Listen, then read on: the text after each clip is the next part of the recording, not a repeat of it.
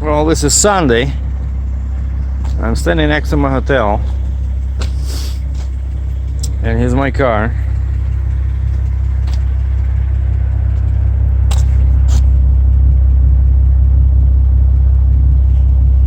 Sorry, I got a text message. And so, and the car, as you can see, is running, and it's been running for a while.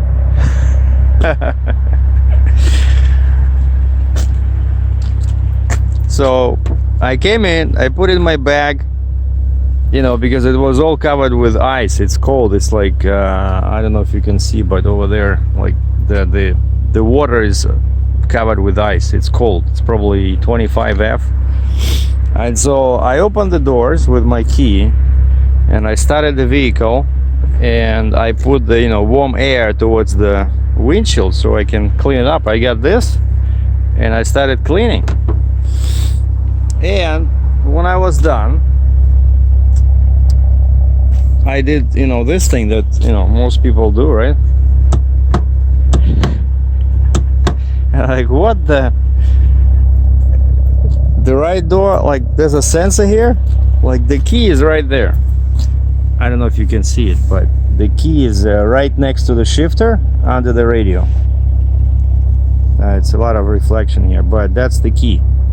The fob is in that little on that little shelf, right? And so the stupid thing locked itself.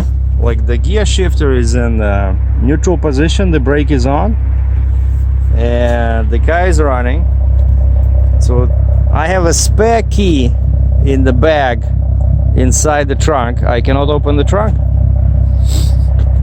So anyway, the only thing that saved my butt is that I did not put the cell phone inside, you know. So I had the cell phone inside my jacket, and I look like, okay, what do you do? Like Sunday, you know? Okay, I'm gonna call a Ford roadside assistance, right? No, I called local Ford. It says closed. No, like on the Google Maps says the local Ford dealer, I'm in Guelph, Ontario, closed. So I googled, again, thanks for internet, you know, on our phones, right? I googled Ford roadside assistance Canada. Very important, because otherwise they give you a number for US. There's a number shows up, I tap on it, nothing happens. So I had to remember it and enter it manually in the phone, in the dialing screen. And so basically I booked a maintenance call. So now, I mean, so someone is coming, and they said it can be 30-40 minutes. And I said, you know, I have a bag inside with my cameras and my laptop. I can go back in the hotel, but she said, the lady said, at certain point the car will stop. Like there's a programmable feature in all modern vehicles. Did you hear that? It stopped, right? And I said, is it gonna unlock the doors? She said no, and she was right. See? So the vehicle ran for roughly like half an hour. Wow, cool technology, except that I said, guys, so it's not like in the movies, so you cannot do anything over the internet, over the air. So you cannot unlock the car for me, you cannot stop it, you cannot even unlock the trunk. She says, and the lady says, well, that's a question for customer service. We are roadside assistants. And she says, I'm not familiar with your vehicle because my vehicle is different. Like, unbelievable, you know. I remember I had the Cobalt Chevy Sport. Even that one had the what they call it. It was a feature inside the car. Like you have to pay for it. I think maybe first 6 months were free, but then you have to pay for it. But they could have done it, you know. Like they can unlock a vehicle remotely, right? They can, kind of like what you see in movies, like Mercedes and BMW, they have this. But my car is just pretty much basic. You know, there was no, the only luxury item they added was this. See this? Camera, and there's sensors in here. And so when I put my shifter in reverse, that screen shows me, the screen above the radio shows me what's behind the car. So that's the only luxury, the only option pretty much they added, right? But unbelievable. It's very cool, you know, for Sunday morning, right?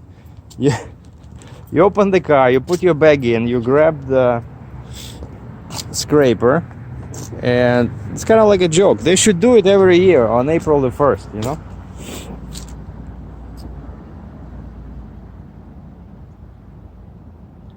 I guess, why did it lock? I guess it locked because it thought that, but the car did not move, right? Why do you lock the doors if the car, you know, normally it's locks after you know, you move like, I don't know, 10, 20 meters or reach a certain speed. Why would it lock when it's static, you know? Maybe because I rocked it with a scraper, you know, it moved a little bit. Amazing. Well, the problem is solved. I'm inside. The engine is running. So basically, the car shut itself off, but the doors remain locked. I don't know how that works. And the guy showed up in a big truck, kind of what I used to drive myself, like a tilt and load tow truck, you know, straight truck. And the guy says, oh geez, he says, as soon as I heard Mustang, he says, I knew I was in trouble, because, you know, the windows here, there's no, see, there's no frame, right? And so for the guy to open, it's very easy to break the window. And I was kind of like pleading with him. I said, please don't break the window. And what he did, he put a couple of wedges over here, you know, he put a couple of wedges, so he opened it made a crack over there, and then he used a very long piece of kind of like a bent sturdy wire, you know, but with the hook at the end, so it's like long, so he can manipulate it, you know. And what he did is, but he did it on that side over there. I don't know why, but maybe it was easier for him. But what he did, he pulled that long piece of like a stick, right, built stick, and he just pushed this. You know, and as soon as he pushed it, the car opened. So basically, oh, and then I said, and when I was dealing with the roadside assistance, I said, so you guys cannot unlock it, like,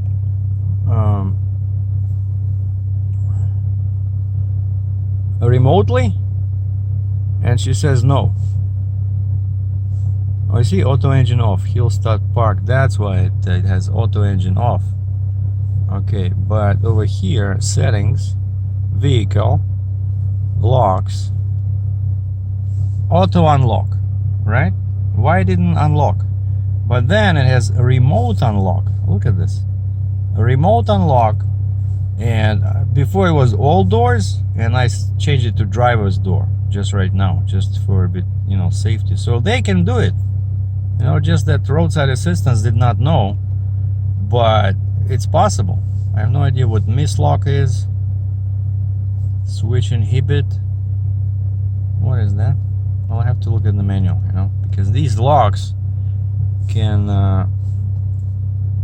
they can really, you know, screw up your Sunday morning, you know. Something as simple as this. And what's funny is that with all this technology, you know, if somebody wants to open your car, if they have the tools, if you have that long wire and a couple of wedges, it took the guy probably, I don't know, 2 minutes. 2 minutes tops, you know. So the morale of course, it would be more difficult to start the car. That's another couple of minutes, right? Somebody can catch the criminal, if this was a criminal. But the morale of the story is, never leave valuables in your car. okay? Because it's so easy for somebody to open your car and grab something, you know. And that's why I was afraid to go inside the hotel to wait for this guy. I was standing at the door, and then I saw this big truck pull up to my car. Right away I stepped outside because, you know, I have my camera, I have my laptop in there, you know. So interesting experience. So thank you, roadside assistance, I guess, for not unlocking my car remotely, and thus giving me an excuse to create another blockbuster video.